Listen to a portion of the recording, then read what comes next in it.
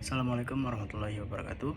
Perkenalkan, nama saya Tegar Setiawan dengan NPM 22210200181, Prodi Hukum Tata Negara dengan mata kuliah Hukum Acara Petun dan MK. Assalamualaikum warahmatullahi wabarakatuh. Izin memperkenalkan diri, nama saya Sini Novitasari dengan NPM 22210202173. Di sini saya dari HTNC Prodi Hukum Tata Negara. Oke, perkenalkan, nama saya Saputra Niska dengan NPM 2221020, jurusan Hukum Tata Negara, mata kuliah Hukum Acara Petun. Baik, di sini saya akan menjelaskan mengenai kaitan partai politik dan negara. Rakyat adalah pemegang kedaulatan dari sebuah negara, dan juga rakyat itu memiliki kebebasan berpendapat dan hak berserikat. Hal ini sudah termasuk dalam partai politik, yang mana terdapat seleksi, agregasi, komunikasi, dan pendidikan.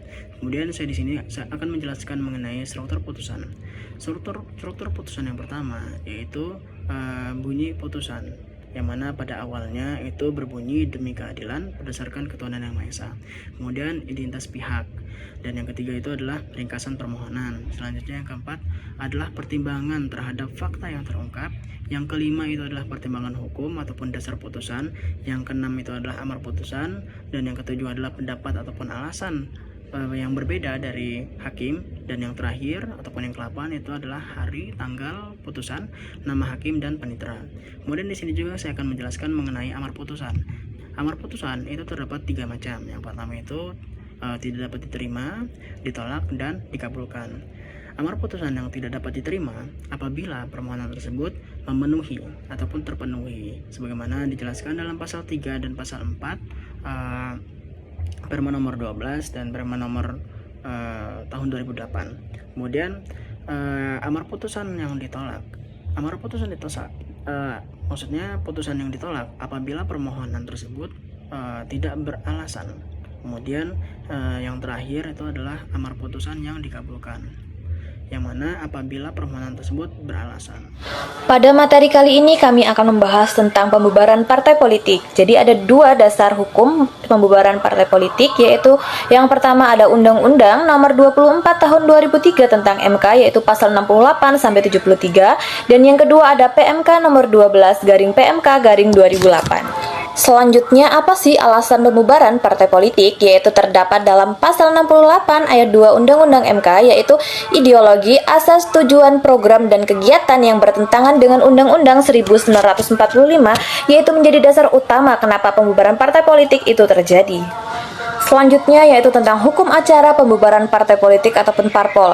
Jadi yang pertama itu ada pemohon. Pemohon itu adalah pemerintah, dapat diwakili oleh jaksa agung ataupun menteri yang ditunjuk presiden, yaitu dalam PMK 12 garing 2008. Isi permohonan apa aja? Jadi isi permohonan itu secara tertulis ada identitas lengkap pemohon, ada uraian yang jelas tentang ideologi, asas ataupun tujuan parpol yang dimohonkan, pembubaran yang dianggap bertentangan dengan Undang-Undang Dasar 1945.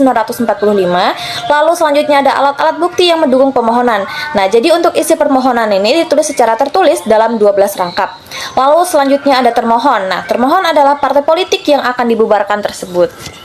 Berikutnya yaitu tentang tahapan persidangan. Jadi yang pertama itu adalah pemeriksaan pendahuluan, yang kedua adalah pemeriksaan persidangan, dan yang ketiga adalah putusan.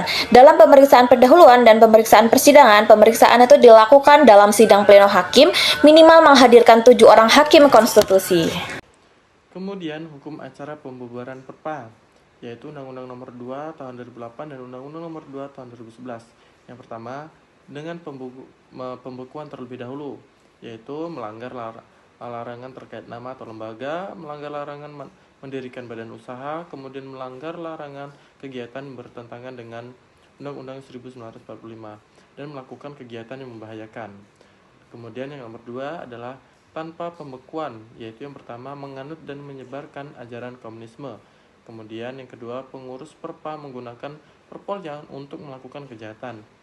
Yang kemudian akibatnya huru-hara pembubaran perpol, yaitu pasal 10 ayat 2 PMK nomor 12 tahun 2008, yaitu yang pertama pelanggaran hata hidup perpol, yaitu pemberhentian seluruh anggota DPR dan DPRD yang berasal dari perpol tersebut. Kemudian pengambil alihan oleh negara atas kekayaan perpol tersebut.